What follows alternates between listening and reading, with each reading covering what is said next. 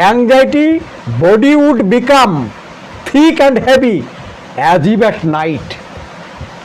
যদি এই অবস্থায় গন্ডগোল চলছে, হাজব্যান্ডের সঙ্গে বনিবনা হচ্ছে না, যারা আত্মীয় স্বজন রয়েছে, পরিবারের লোকজন, তাদের সঙ্গে হচ্ছে না, কেন রুব্রিকগুলো আমরা পেয়েছি? স্ট্রান্সড ফ্যামিলি ফ্রম হার, এটা তো এমনি এমনি ঘটে নাই।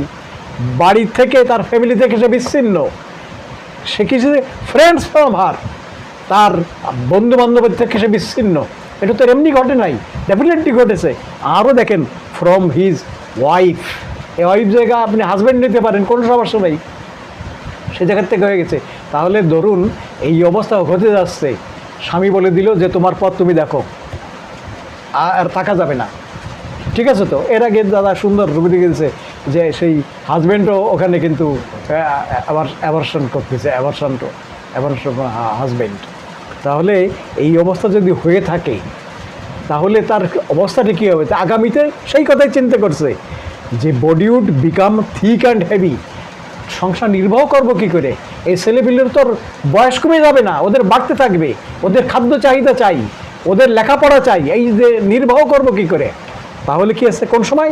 দুঃসময়, অ্যাট নাইট। এই যে আমার সংসার, এই চারজনের সংসার কিভাবে চালাবো? তার কাছে মনে হচ্ছে হেভি, ভারী। হেভি মানে কি? ডিফিকাল্ট টু মুভ, চালানো কঠিন, তো নির্বাহ করা কঠিন। আর কি? এই যে হেভি অ্যান্ড থিক, এটা বলেছে তার কাছে একটা দুঃস হচ্ছে, একটা বোঝা হচ্ছে।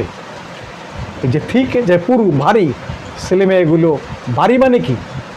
দ্যাট ইজ থিক মানে কি? তার বিভিন্ন রকমের কাজের বোঝা রয়েছে।